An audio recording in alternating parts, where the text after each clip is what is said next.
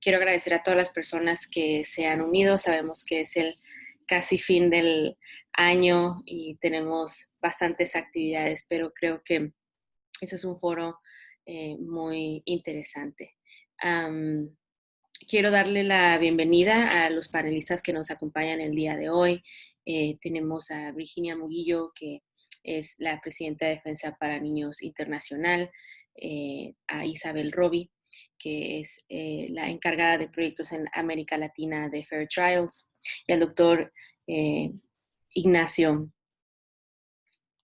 que nos acompaña del ILANUD.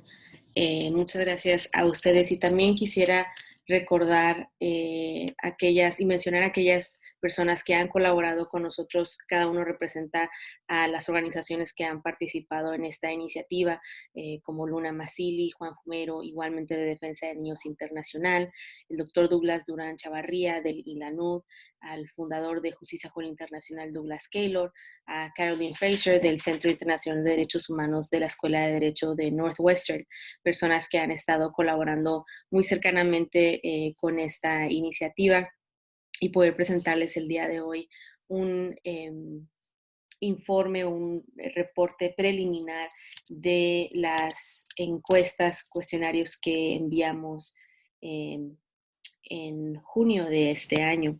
Voy a hablar un poco acerca de la metodología antes de comenzar a ver los resultados.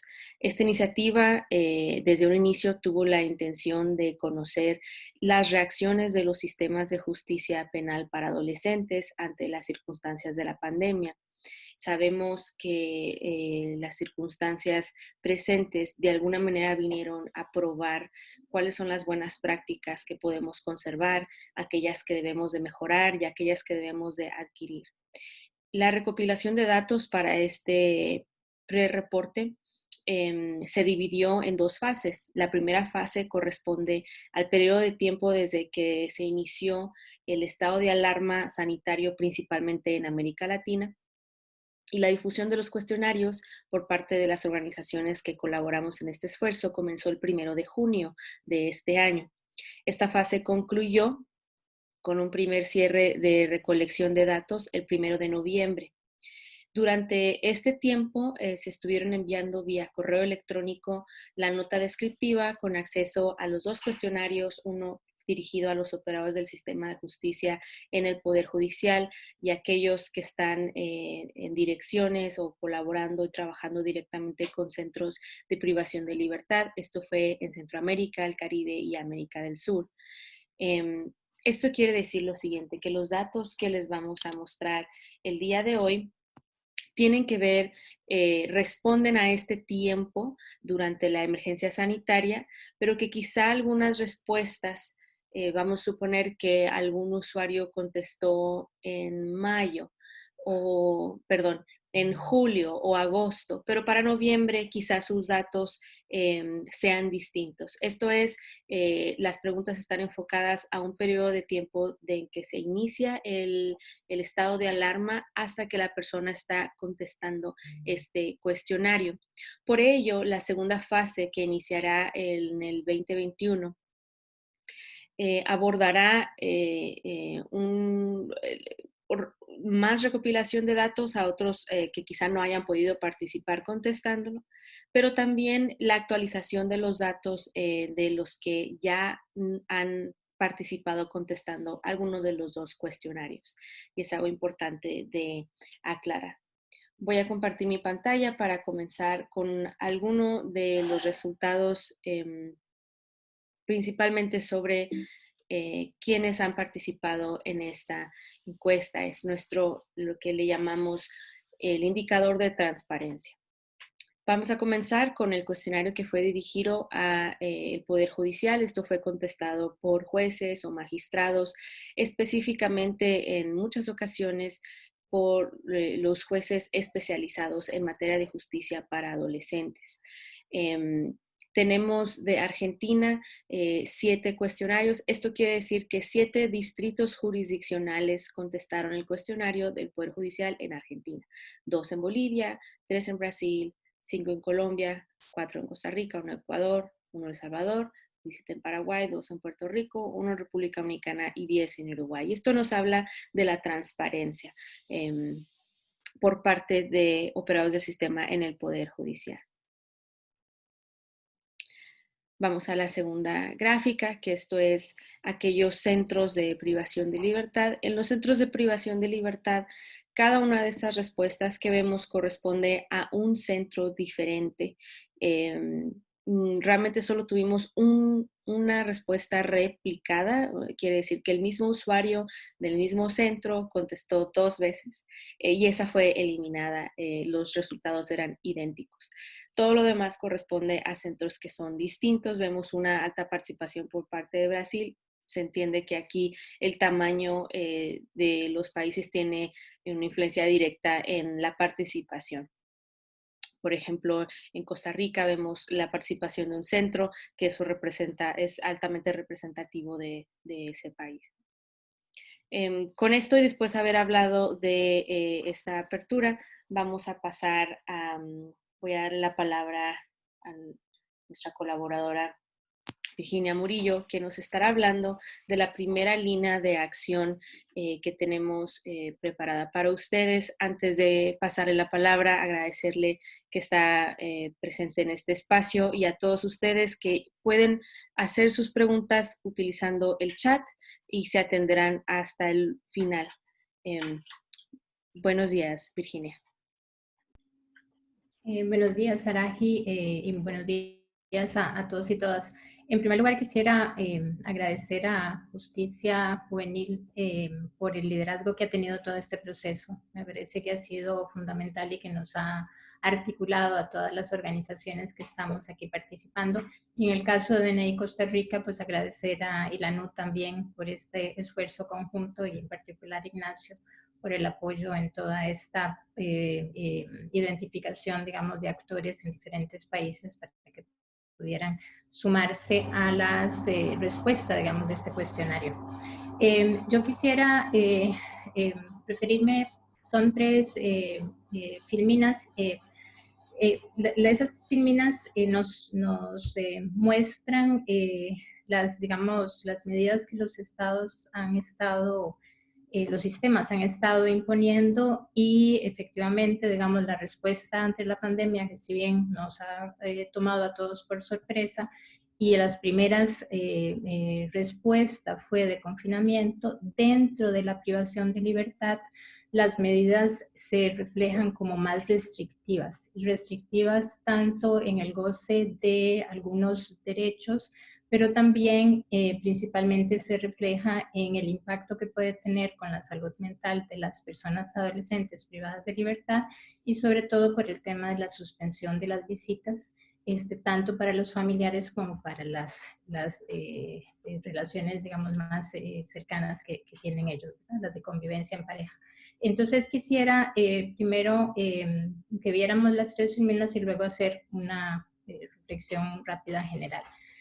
Entonces aquí hubo cambios en las políticas de visitas, como dije, hubo restricción o suspensión de visitas, hubo implementación de videollamadas o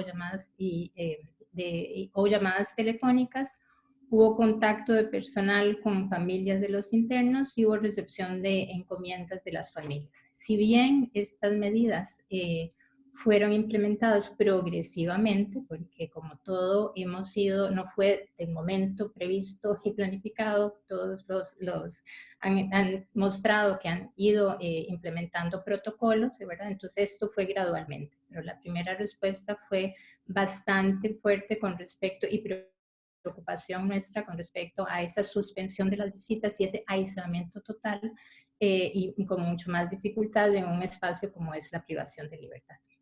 La siguiente.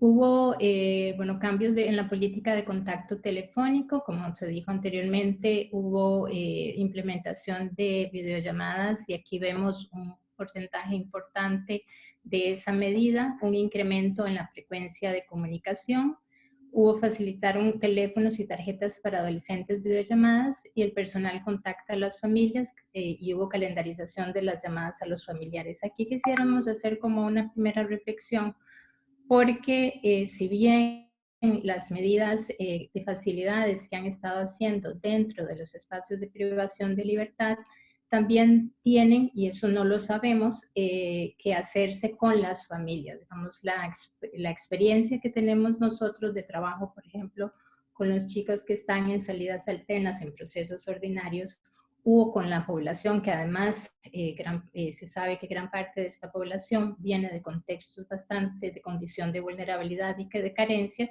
lo que hemos visto es que hay dificultades en la conectividad. Las personas no saben cómo acceder a estos nuevos recursos de tecnología y muchas veces no tienen dinero, recursos para ni siquiera las cargas telefónicas. Entonces, si bien se facilita en el centro, para los chicos desconocemos cómo se ha trabajado del otro lado para que las familias puedan realmente acceder. Ya previamente habían dificultades de algunos temas de recursos, de trasladarse físicamente a las visitas, ¿verdad? Imaginamos que también hay dificultades para este acceso. Entonces ahí queda como una primera interrogante y también refleja la importancia de ese trabajo, aunque se siga el trabajo desde la privación de libertad, esa necesidad de conectar con el exterior siempre, ¿verdad? Y ahí, bueno, recordar lo que siempre señala, por ejemplo, el Comité de Derechos del Niño, que aún en contextos de crisis o bien no puede, o en cualquier, digamos, contexto de emergencia, no puede haber retrocesos ni restricciones que vulneren derechos humanos. La siguiente.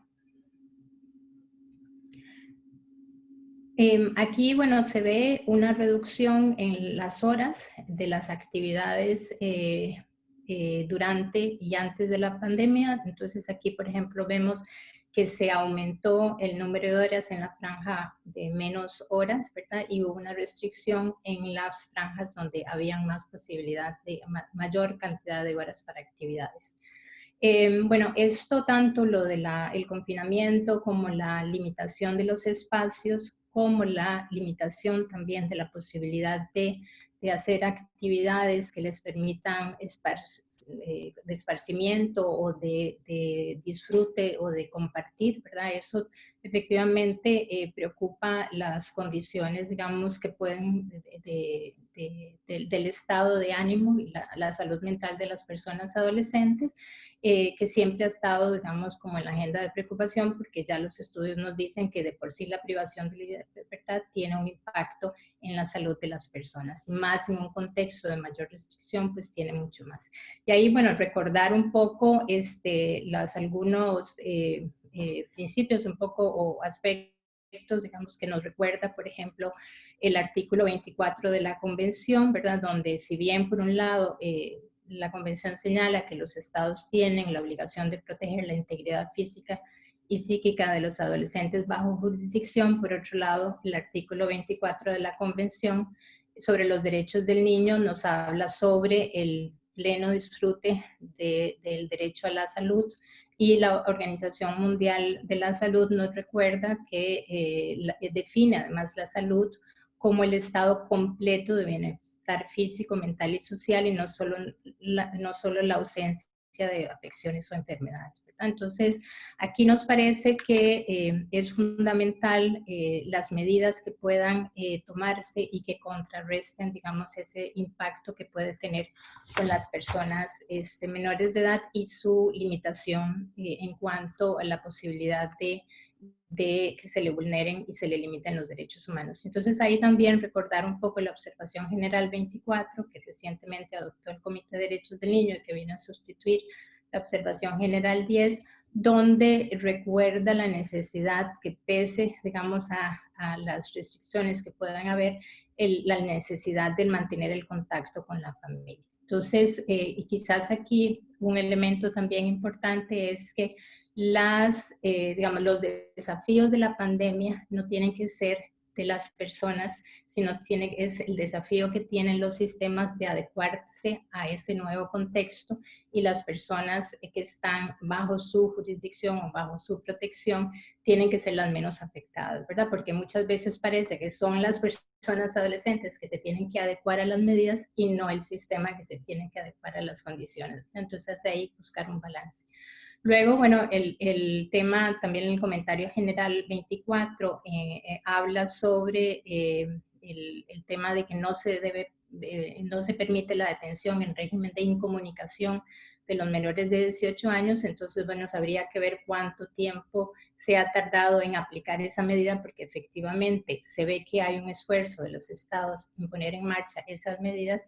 Sin embargo, no se sabe cuánto se tardó para que esas medidas se pongan en marcha, ¿verdad? Digamos, ahí quizás nos faltan algunos elementos todavía como para completar el análisis. Luego, efectivamente, dentro de ese contexto de privación y todavía más de confinamiento y de restricción, habría que ver de qué manera se están garantizando los demás derechos, ¿no? El tema del ejercicio, el tema ejercicio físico, actividades artísticas, las actividades de ocio, el tema de la educación adaptada a esas necesidades y capacidades, y cómo, digamos, aquellos que están en una condición mucho más de riesgo o de vulnerabilidad dentro, que no se amplíe la brecha de diferencias dentro de ellos mismos, ¿no? Y del acceso a esos derechos. Luego el tema del examen médico, ¿verdad? La necesidad del contacto con los profesionales.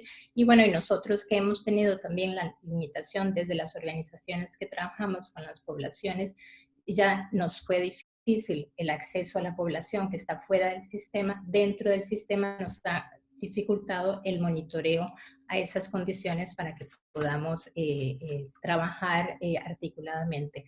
Pero efectivamente, digamos, creo que el estudio demuestra un esfuerzo, digamos, desde los estados para ver de qué manera se responde. Y como última reflexión es que efectivamente, digamos, se ha avanzado muchísimo en que los estados cuenten con los sistemas especializados de justicia penal juvenil, pero muchas veces estos sistemas, así como el sistema de protección, no trabajan de manera articulada. Entonces, de nuevo, así como la privación de libertad debe tener un trabajo articulado con lo externo, los sistemas deben articularse porque al final son personas menores de edad en un proceso de desarrollo de sus capacidades, y si bien están bajo un régimen especial por su situación, no debe perderse esa respuesta integral, y los sistemas, que muchas veces más bien están como en confrontación, tienen que articularse mejor. Y con eso terminaría. Muchas gracias, Virginia, y muy interesante el contraste de quizá podríamos concebir el cuidado de la salud mental como la atención terapéutica directamente, pero hay suficiente dentro de la norma internacional y en las respectivas normas de cada país para ver otros aspectos que acompañan a la atención terapéutica, como es el acceso a la comunicación con sus familiares y estos factores que pueden directamente beneficiar a la persona adolescente privada de su libertad o afectarle en su salud mental. Muchas gracias, Virginia. Recordarle a las personas que pueden escribir sus preguntas en la sección del chat o en la sección de preguntas y respuestas. Y ahora me gustaría darle la palabra al doctor Ignacio Mayoral, que nos acompaña representando al ILANUD. Igualmente, muchas gracias, Ignacio, por toda la colaboración durante este tiempo, y te cedemos la palabra. Muy bien, muchísimas gracias, Saray, por cederme el turno de palabra. En primer lugar, pues muy buenos días o muy buenas tardes a todas y a todos por estar conectados en esta prácticamente ultimísima fecha previa al periodo vacacional en este año tan complejo y tan peculiar y excepcional como consecuencia de esta pandemia, que además nos trae hoy a hablar sobre este tema y sobre las conclusiones provisionales de este pre-report que desde JI se ha publicado, se va a preparar próximamente. También, como no puede ser de otra forma, quiero dar las gracias a todos mis compañeros y compañeras de participación dentro del proyecto: Justicia Juvenil Internacional, Defensa de Niñas y Niños Internacional, Fair Trials, Northwestern University y, como no, si me permiten, dar las gracias a ILANUD y en concreto a su director, el doctor Douglas Durán Chavarría, puesto que me ofreció la posibilidad de colaborar desde el inicio de este proyecto. Gracias también de la mano de doña Virginia Murillo, y también destacar la labor del director de ILANUD en ese afán de todos nosotros de conseguir más contactos que pudiesen contestar a la encuesta para poder conseguir información y sin lugar a dudas creo que debemos estar todos muy satisfechos por el nivel y el número, perdón, de encuestas que finalmente se han realizado. Y si me permiten también un último agradecimiento muy especial a nuestras alumnas de interns que han colaborado en extraer la información, en redactar este pre-report, ya que es su labor, no podíamos estar hoy en esta fecha de mes de diciembre presentando estas conclusiones provisionales. Todo esto a nivel de agradecimientos previos que sin lugar a dudas deben realizarse, especialmente cuando se sienten con el corazón. Y ahora pues me gustaría comenzar ya a esa parte de exposición de qué ha ocurrido o qué efectos se han producido en lo que respecta en concreto a la privación de libertad, tanto en términos absolutos como a niveles de tasa de privación de libertad en cada uno de los países que han contestado a la encuesta. ¿De acuerdo? Así que, Saray, cuando consideres, podemos pasar a la siguiente slide. También, como antesala de la exposición, ¿qué queremos o qué queríamos preguntar, reflexionar en esta parte de la investigación? Bueno, pues ciertamente, como seguramente todas y todos ustedes recordarán, desde que se inicia y se decreta la pandemia, especialmente cuando ya en la región en Centroamericana y en América Latina y Caribe se detectan los primeros casos, ¿de acuerdo? Por ejemplo, en Costa Rica, que es actualmente donde me encuentro, fue el 6 de marzo cuando se detectó el primer caso, se declara el estado de emergencia nacional, etcétera. Bueno, pues, ¿qué ha ocurrido, no? ¿O qué ocurrió con una población especialmente vulnerable como es la población privada de libertad? Bueno, pues en el contexto de América Latina, sin lugar a dudas, en el contexto americano tenemos que tener en cuenta las resoluciones dictadas por la Comisión Interamericana de Derechos Humanos. En primer lugar, la resolución 1/2020 del mes de abril, en la cual ya se ponía el foco en unas poblaciones especiales de preocupación, como es la población privada de libertad, tanto adultos como niños, niñas y adolescentes, y también la resolución posterior 4/2020 refería en concreto a los derechos humanos, a cómo ha afectado el COVID-19 a los derechos humanos de las personas afectadas o que han padecido el COVID-19. Por lo tanto, creo que son dos resoluciones de absoluto interés y, si me permiten también, voy a compartir con ustedes a través del chat un enlace, un link a un informe que también de forma inminente, inmediata, en el mes de abril, se pudo publicar por parte de ILANUD, referido a la encrucijada en la cual se encontraron los ordenamientos jurídicos o los sistemas penitenciarios ante el COVID-19. ¿De acuerdo? En ese informe, elaborado por el doctor Durán Chavarría, el objetivo era detectar cuáles habían sido las primeras reacciones de los sistemas penitenciarios de adultos y también un apartado específico, poblaciones vulnerables y en concreto niños, niñas y adolescentes privados de libertad. Por lo tanto, esto para explicar el contexto de cómo desde un primer momento, de forma inmediata, ya existen reacciones oficiales de organismos nacionales, supranacionales y a nivel internacional, pues como no puede ser de otra forma, Naciones Unidas, el Comité de Derechos del Niño y otro tipo de organismos emitieron resoluciones o pronunciamientos en lo que respecta a cómo iba a afectar en concreto a los niños y niñas, pues por ejemplo el tema tratado por doña Virginia, en concreto la preocupación sobre cómo iba a afectar a la salud mental de niños y niñas esos periodos largos de confinamiento, por ejemplo, o que a mí me gusta también referirme respecto de los niños y niñas privados de libertad, ese doble confinamiento, ¿no? Medidas restrictivas de derechos dentro de una situación la más restrictiva de derechos, como es la privación absoluta de la libertad ambulatoria. ¿De acuerdo? Por lo tanto, bueno, en ese contexto se lanza este proyecto de investigación, donde uno de sus focos es conocer qué está ocurriendo con la privación de libertad a efectos de se están adoptando medidas o sanciones privativas de libertad, o efectivamente se está haciendo aquello que se estaba reclamando por los organismos internacionales, que era reducir en lo posible la privación de libertad. También otros compañeros, por ejemplo, desde Tierra de Hombres, pues han promovido acciones bajo un lema que es acelerar la puesta en libertad de los niños y niñas privados de libertad. ¿De acuerdo? Por lo tanto, nosotros, ¿desde dónde partimos en ese análisis de qué ha ocurrido con la privación de libertad en el contexto de América Latina? Bueno, pues partimos de datos de 2019. ¿Por qué? O para qué, mejor dicho. Pues para saber cuál era la realidad de la privación de libertad en un año, digamos, ordinario, ¿de acuerdo? Sin estar afectados por un aspecto tan excepcionalísimo como ha sido el COVID-19. En esa slide pueden ver datos absolutos, ¿de acuerdo?, de cada uno de los países. Eso sí, tenemos que aclarar que son datos sumatorios de las personas o centros que han contestado a la encuesta, ¿de acuerdo? Es decir, ese es el sumatorio de quienes han contestado a la encuesta. Por tanto, tenemos que tener también cuidado a la hora de analizar la información, ya que no disponemos a día de hoy de los datos absolutos por país, sino que son los datos que nos aporta cada una de las personas que han contestado a la encuesta. ¿De acuerdo? ¿Y eso por qué? Porque después, hoy no podemos hacerlo, pero después en el informe final lo que vamos a hacer es comparar esos datos con la realidad que se ha producido posteriormente desde el mes marzo-abril, a posteriori respecto a los efectos del COVID-19. Saray, si pudieras pasar a la siguiente slide.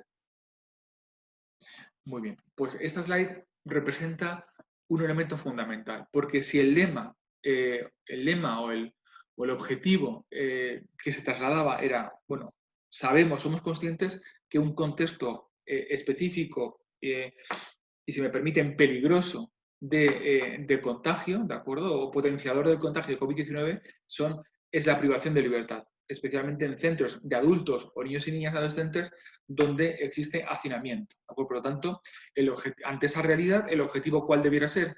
Pues proceder a adoptar medidas que promuevan o faciliten que los niños que están dentro o niñas que están dentro de los centros de privación de libertad saliesen fuera, ¿de acuerdo?, a través de por ejemplo, una libertad anticipada o directamente la finalización de la medida, como vamos a ver posteriormente en la siguiente slide. O también podría ser que no se adoptasen sanciones o medidas cautelares de privación de libertad en este tiempo de pandemia. ¿De acuerdo? Bueno, pues los datos que nos aporta el informe o las encuestas en este report provisional, pues ciertamente, digamos, ¿cómo podríamos decir? Digamos que se desvían, ¿no? Se desvían, en algunos países se desvían de esa realidad. ¿Por qué? Ahí vemos esas barras, no sé cómo ustedes lo verán, barras rojas, naranjas, ¿de acuerdo? Esas barras rojas que demuestran la población ingresada, es la terminología que se ha usado en el informe. La población ingresada a centros privativos de libertad durante el tiempo de pandemia. Bien, es decir, las autoridades judiciales decidieron que ese conjunto de niños y niñas tuviesen que ingresar en un centro privativo de libertad. Y después nos encontramos con quienes, la población, como conversaba en el día de ayer con Saray García, la población que ha permanecido. Es decir, tenemos una barra roja, nos muestra el número de personas que ingresaron, y la barra azul nos muestra las personas que en tiempo de pandemia, tras una posible revisión de medida, etcétera, pues aún han permanecido. Es decir, esas barras azules serían los datos absolutos de niños y niñas que en cada uno de esos países han permanecido privados de libertad tras su ingreso.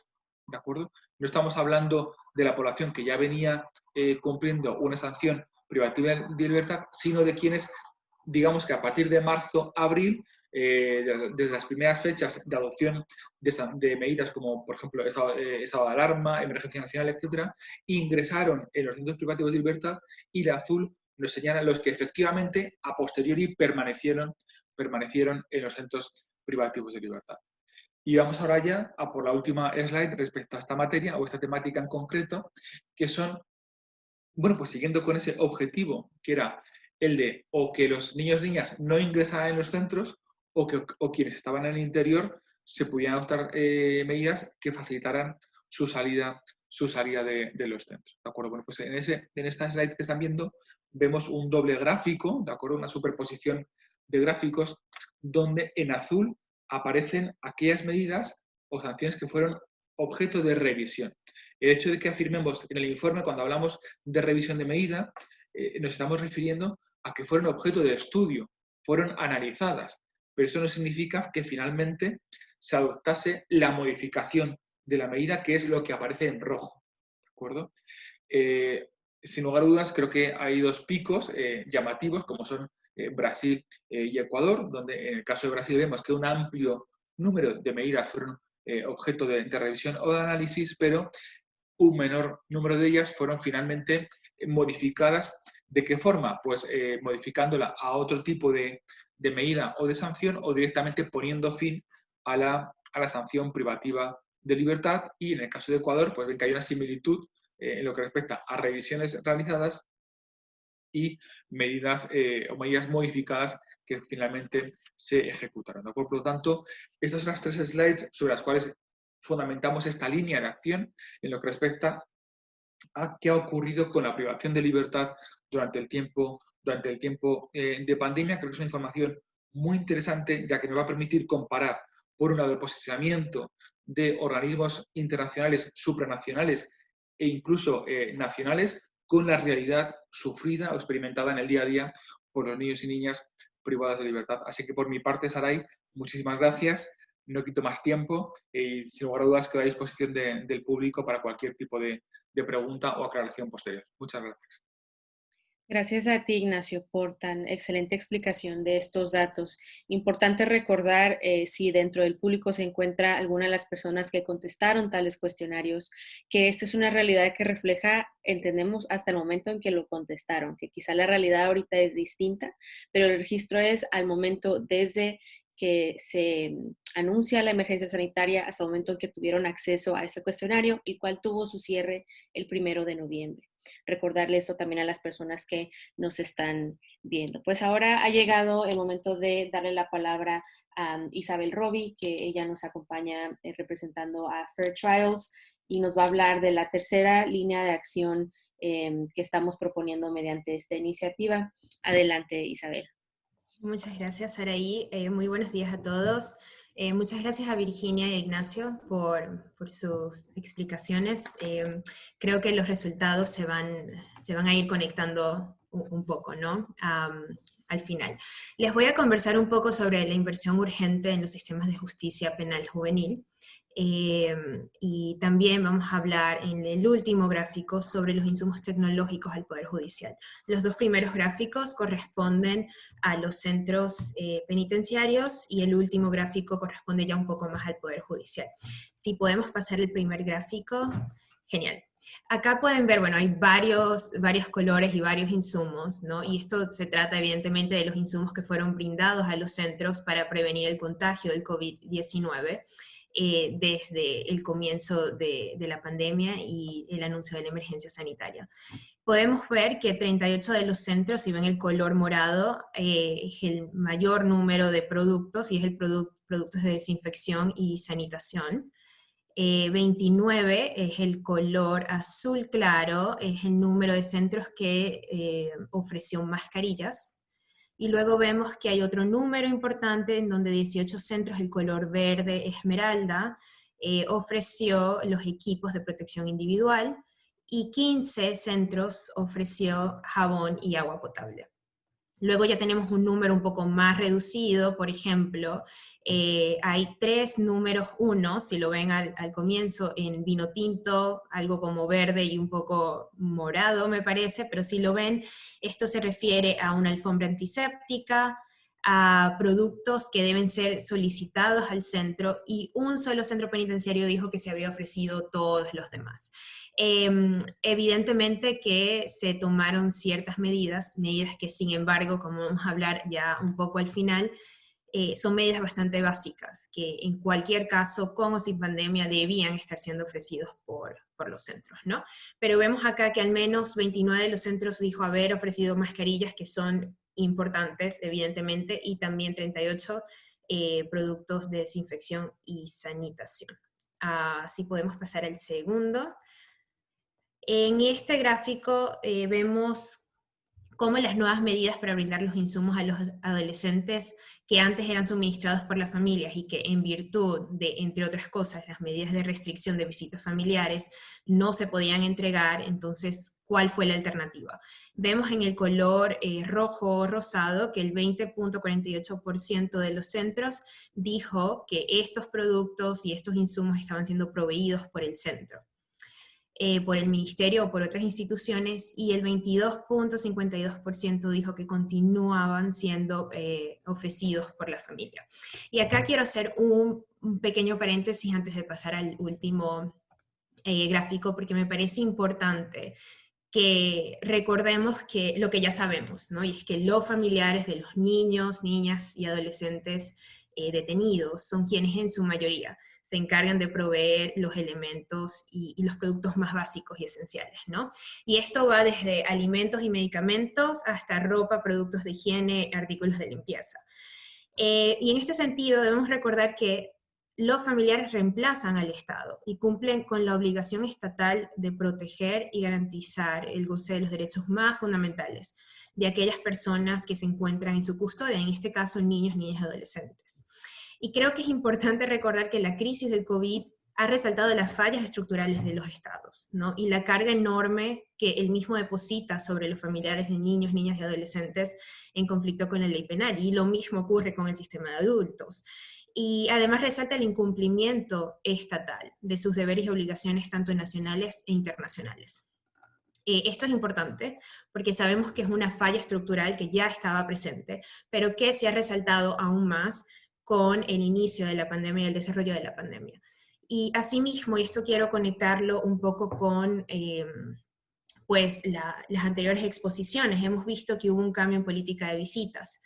Y este cambio en política de visitas resaltó aún más esa carga de la familia, de proveer a la persona que se encuentra detenida de los insumos y elementos más importantes, ¿no?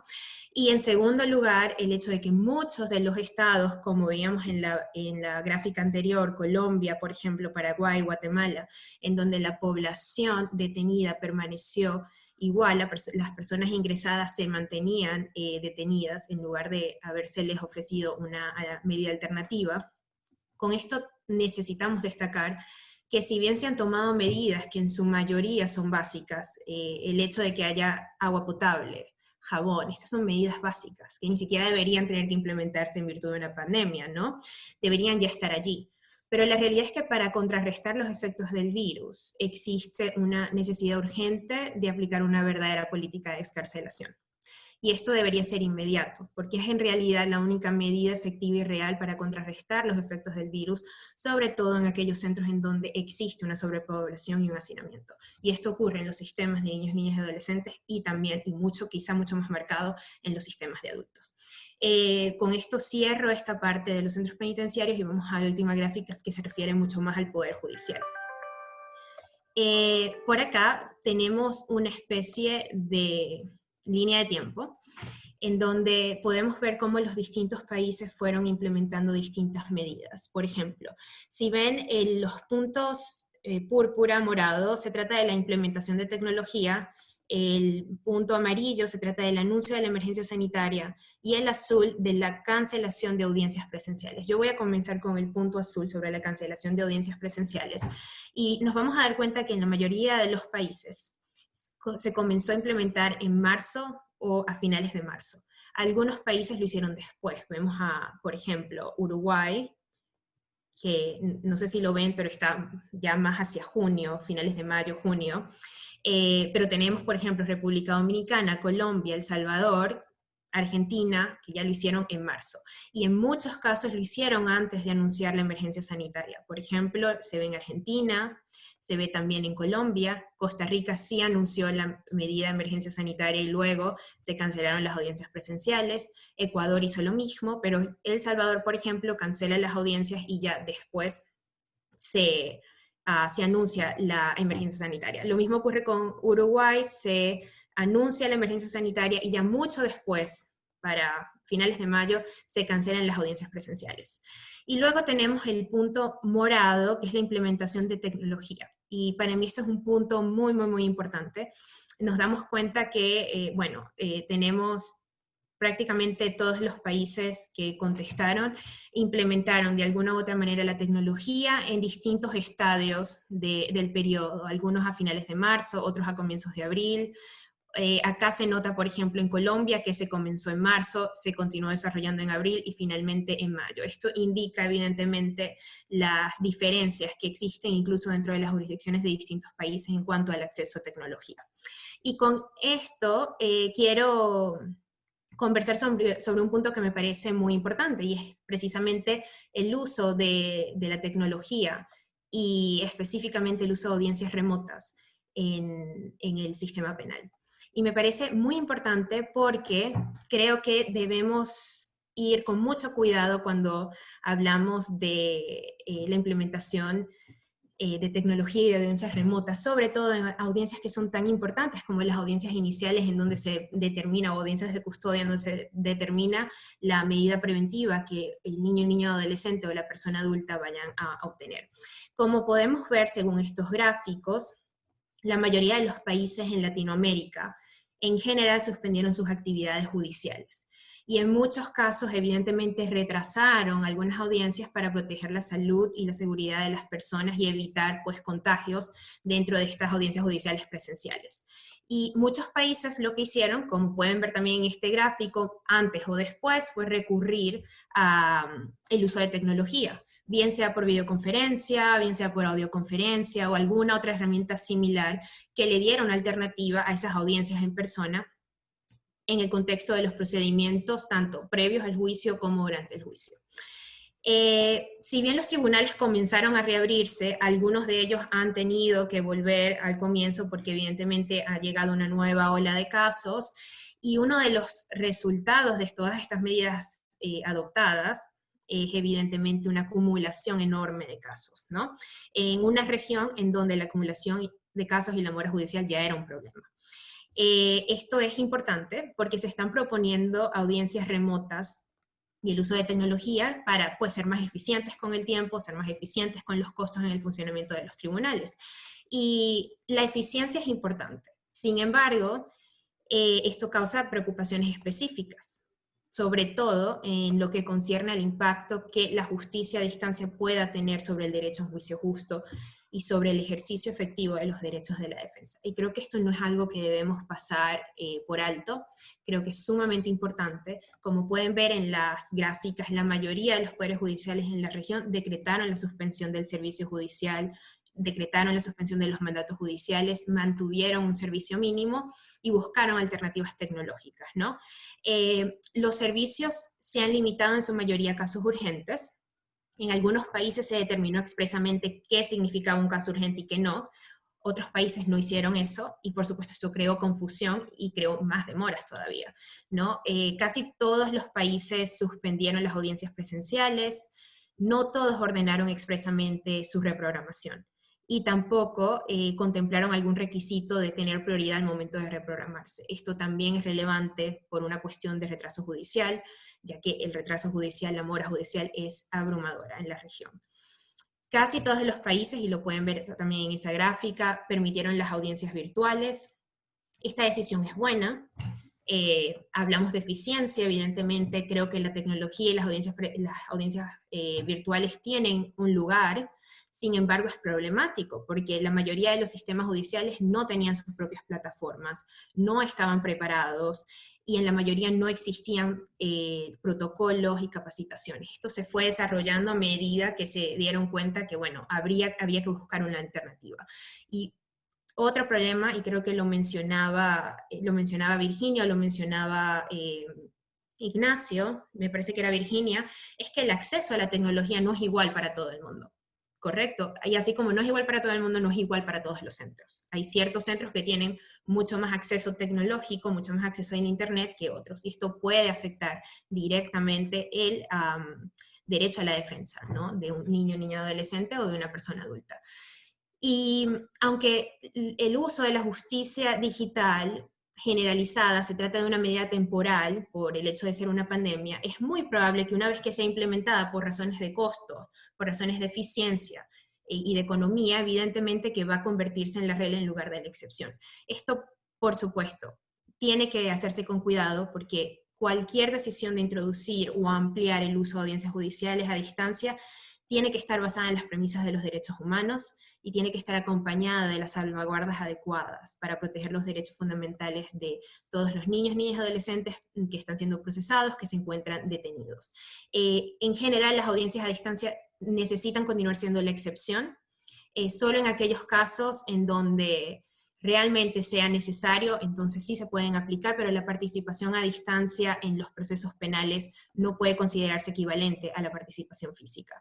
Hay muchas cosas que deben hacerse, estamos hablando de que tiene que haber tecnología adecuada, y cuando hablamos de tecnología adecuada, hablamos de que deben existir garantías detalladas para que se pueda asegurar el buen funcionamiento y la disponibilidad de equipos y de conexión apropiada, ¿no? Para participar de manera efectiva en los procedimientos. Y esto se reduce a eso, a la participación efectiva y a la posibilidad de tener una defensa efectiva, ¿no?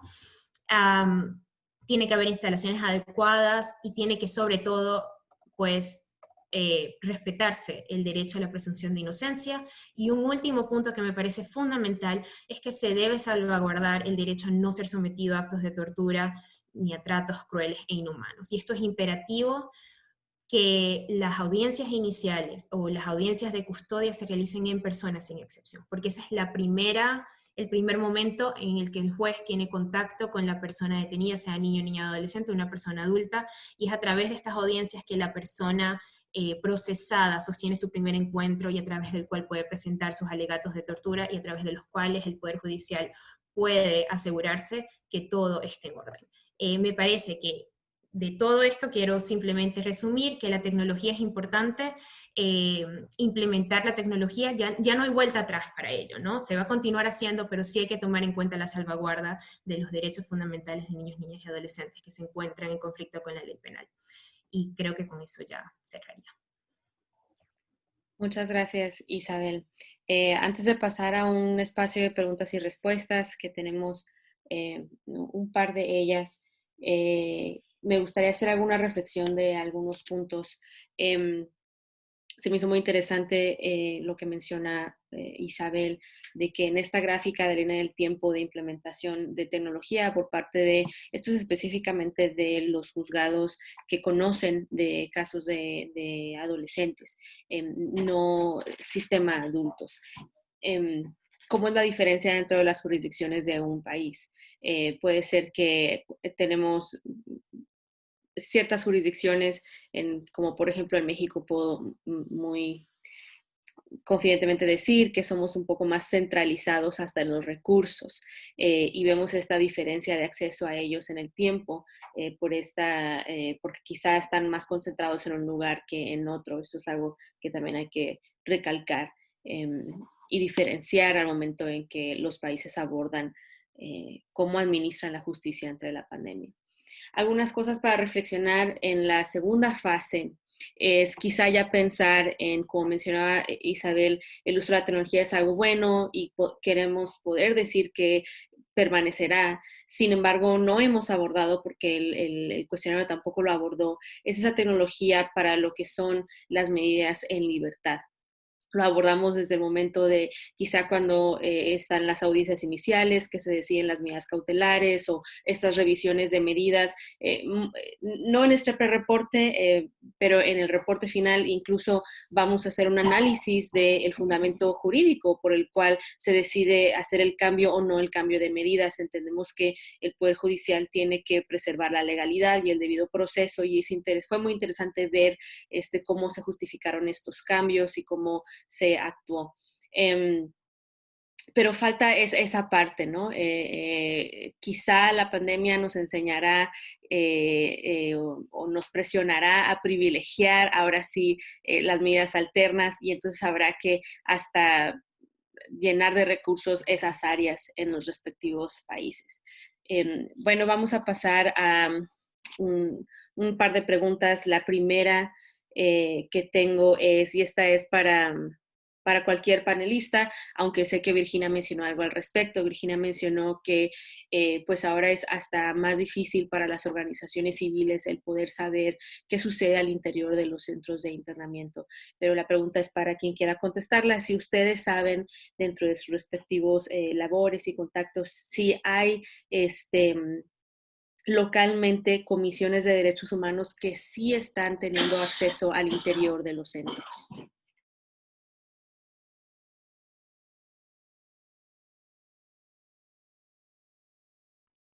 Sí, no sé si alguien quiere contestar o...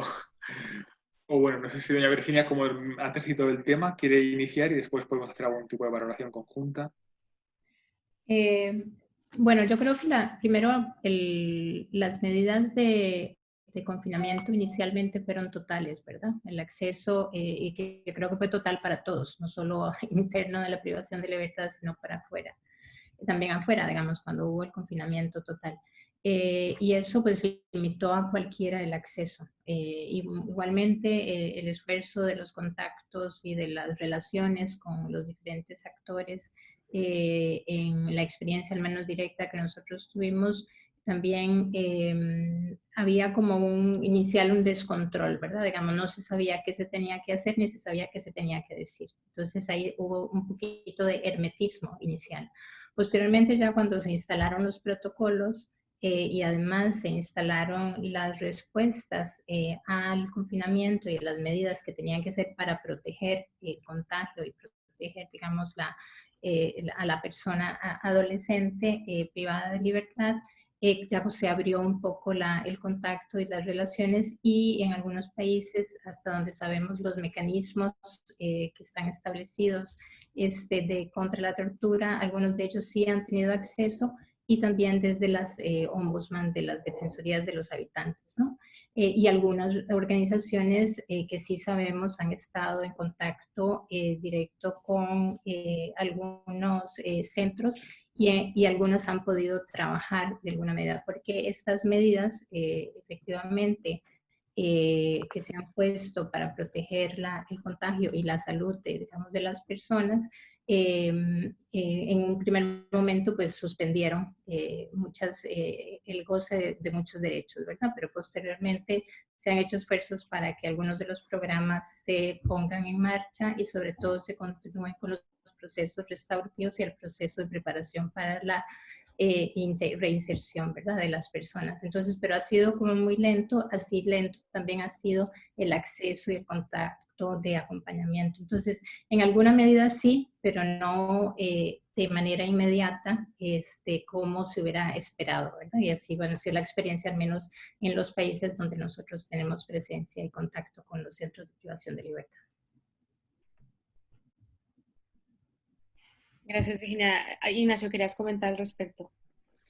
Bueno, quizás únicamente añadir a lo que señalaba doña Virginia, creo que es muy importante destacar, seguramente Isabel también está de acuerdo conmigo, es muy importante destacar aquí la labor de los defensores, ¿de acuerdo? El hecho de que no se haya visto afectado el derecho del niño o de la niña privado de libertad o en ejecución de cualquier medida adoptada por el juez competente, por la autoridad judicial competente, en lo que respecta al asesoramiento y la supervisión de la ejecución de la medida, puesto que si bien no cabía en un principio la realización de visitas o entrevistas reservadas físicas, considero que en ningún momento se debiera haberse visto afectado ese derecho a la entrevista y a la reunión reservada con el letrado, con el defensor, a lo largo de la ejecución de la sanción. ¿De acuerdo? Por lo tanto, creo que también es un punto muy importante que se debe destacar en esta pregunta, y que en el informe, si no lo hemos hecho, pues en un futuro tendremos que hacer algún apartado específico sobre el importantísimo rol de los defensores en lo que respecta al mantenimiento y supervisión de las garantías en el proceso de ejecución de la privación de libertad. Muchas gracias, Ignacio. Tenemos otra pregunta, no sé si quieras aprovechar que tienes la palabra y abordarla emitido en el chat. Sí. Ajá. Sí que la puedo leer en voz alta. La pregunta sería si la diferencia entre las medidas adoptadas puede tener que ver con la cantidad de jóvenes privados de su libertad por cada país, ante las grandes diferencias que existen. Bueno, considero que ciertamente nosotros, cuando elaboremos el informe final o la publicación final del informe, vamos a tener que contextualizar muy bien qué datos estamos manejando, ¿no? Porque tenemos que explicar muy bien al futuro lector, ¿no? Pues que los datos que tenemos son los datos que nos han aportado los propios centros, ¿no? Porque quizás pues sorprende, estoy viendo datos en las gráficas, pues por ejemplo los datos de Argentina, bien, pues los datos de los ingresados y la población permanecida versus las revisiones, ¿no? Que las revisiones llegan a casi 50. Bueno, pues evidentemente la población ingresada y permanecida es diferente a las revisiones que se ejecutaron respecto de quienes ya estaban dentro. ¿De acuerdo? Entonces, también debemos tener en cuenta que son datos, como decía, relativos en el sentido de que no son absolutos del Estado, sino que son la información que nos aporta un centro en concreto, y si un país nos aporta información de 15 centros, pues es el sumatorio de esos 15 centros. ¿De acuerdo? Por lo tanto, creo que por ahí se podría ser, no sé si Saray estoy en línea o estoy en lo correcto, pero creo que esa puede ser la justificación de esas diferencias que pueden observarse en lo que respecta a las cuantías o los números.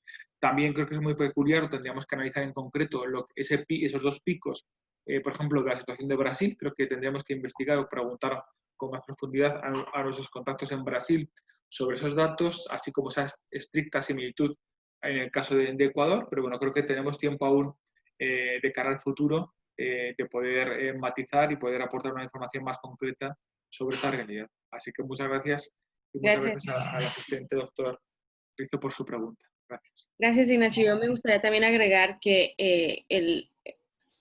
recordemos que un cuestionario fue respondido por directivos de centros de privación de libertad y otro por jueces o defensores, personas adscritas al Poder Judicial.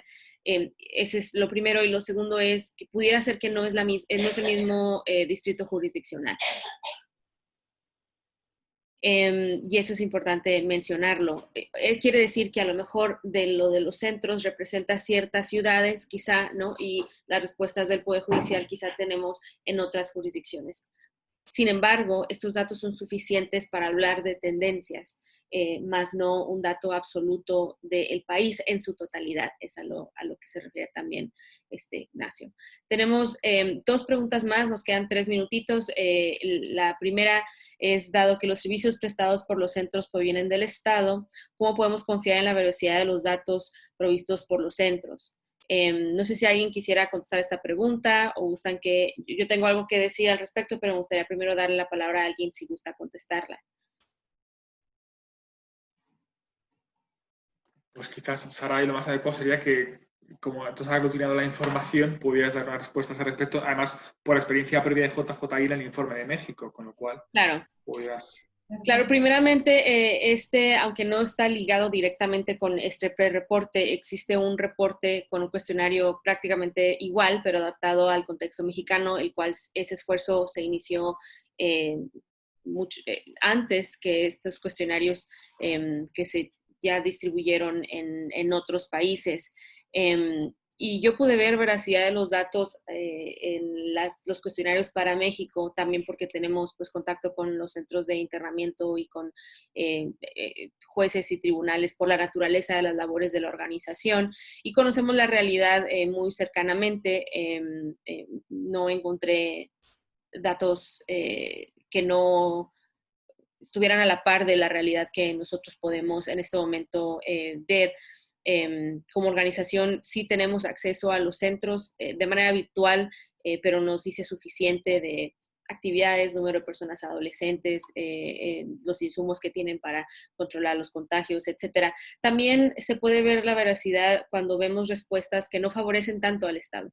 Vemos respuestas muy claras, por ejemplo, en que no siempre por ejemplo, al interior de los centros, este cambio de horas de actividades de las personas adolescentes. Sabemos que deben de tener acceso a la educación, actividades que les ayuden a su formación, etcétera. Y vemos respuestas muy honestas en la reducción de esos tiempos. También vemos respuestas honestas incluso en la línea del tiempo que nos presentaba Isabel, ¿no? De la cancelación de audiencias presenciales hasta la implementación de tecnología. Y en algunas ocasiones tenemos más de una respuesta por distrito jurisdiccional, y esas respuestas no son totalmente contrarias. Encontramos un caso donde sí las respuestas son diferentes. Para dar un ejemplo, por ejemplo, cuántas medidas cautelares privativas de libertad.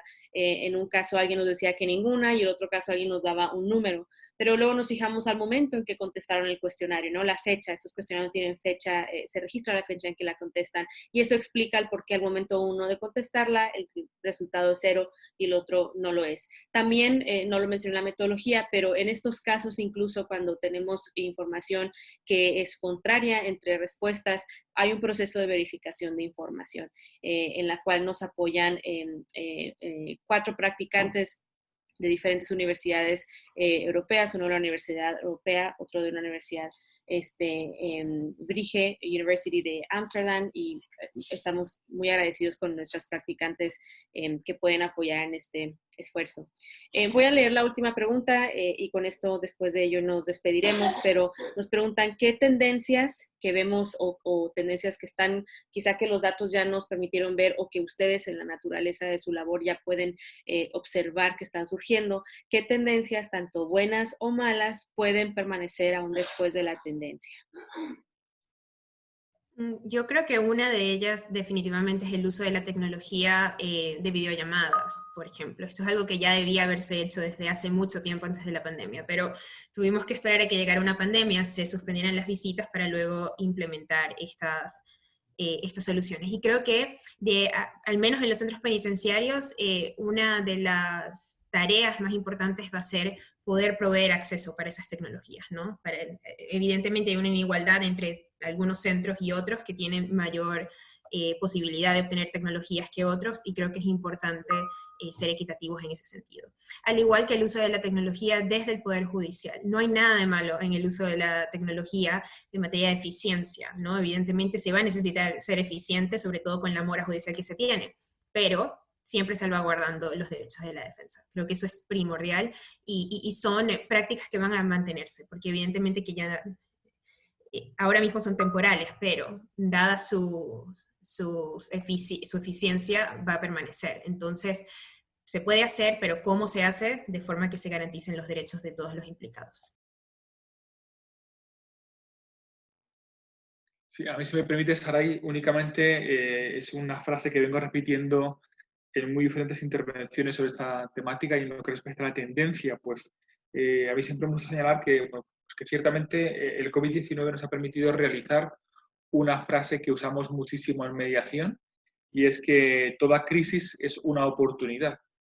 Pues como oportunidad, aquí está presente la ampliación del uso de la tecnología, tanto en el interior de los centros como por parte del Poder Judicial, y es una oportunidad también para repensar en general el sistema de justicia penal juvenil, en concreto en cuanto a la imposición de la sanción de privación de libertad.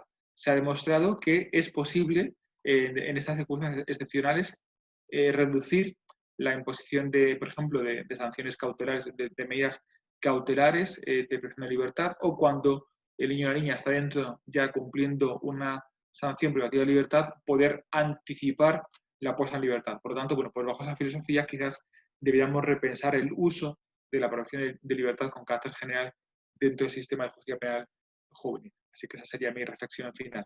Muchas gracias, Saray. Gracias. Sí, yo tal vez nada más quería reforzar, bueno, efectivamente yo comparto con Isabel en el tema de la tecnología, creo que se quedó para todos, ¿no? Y es algo, ha sido bastante positivo, es bastante innovador, representa muchos desafíos y es probable que continuemos durante mucho tiempo en una modalidad mixta, ¿no? Sin embargo, me parece que una tendencia que debe cambiar, y que lo dije antes, es el tema de ese, la privación de libertad y el exterior, vamos, el apoyo a las familias, para que ellas también realmente tengan ese acceso a la tecnología, porque si no va a haber una desigualdad en las comunicaciones, pero también en las oportunidades, y hay algunos que van a poder y otros que no van a poder. Entonces, pero es facilitar, y ahí esa interrelación con los otros sistemas, ¿verdad? Porque no necesariamente solo el sistema de justicia penal juvenil puede facilitar todo, entonces puede articular con otros sistemas, y ahí puede también facilitar y articular con las organizaciones que están trabajando con las familias y con los chicos, ¿verdad? Entonces me parece eso muy importante, y también pues ir creando las condiciones para el tema de la reinserción de los chicos y el trabajo que se pueda hacer de apoyo a ellos, digamos, porque en este caso hemos visto cómo está impactando en las personas en general el confinamiento y las medidas, la inseguridad, el temor, la incertidumbre sobre qué es lo que va a pasar, y mucho más aquellos que no tienen la información a mano, ¿verdad? Y que están privados de muchas cosas. es la respuesta que quizás también tengamos que profundizar sobre cuál es la respuesta integral a la salud mental de las personas privadas, que no tiene que ser con, que habría que ver si es con psicotrópicos o si es con actividades complementarias o si es facilitándoles espacios de escucha y no solo actividades recreativas u otro tipo, ¿verdad? Digamos, quizás tendríamos que profundizar más en ese aspecto y para que la respuesta sea realmente desde una perspectiva de salud integral. Muchas gracias, Virginia, y total de acuerdo. Pues bueno, hemos llegado ya al final de este espacio. Una cosa que quería mencionar antes de despedirnos es que no obviamos que es importante la voz de las personas adolescentes. En esta ocasión, pues bueno, la manera en que se está llevando los cuestionarios y la pandemia quizá no se nos ha permitido la estrategia correcta para escuchar sus voces, pero que encontraremos la manera para que también ellos sean escuchados en cuanto a cómo han percibido al interior de los centros privativos de la libertad o aquellos que están sujetos al sistema los retos de la pandemia. Gracias a todos por acompañarnos, gracias a las organizaciones colaboradoras, a los panelistas, y como todos los demás webinars, estarán disponibles al menos en el YouTube de Justicia Juvenil Internacional y en las otras páginas, supongo, de otras organizaciones también. Gracias a todos y que tengan muy buen día. Muy bien, muchas gracias. Chao. Adiós. Hasta luego. Adiós. Gracias, hasta luego.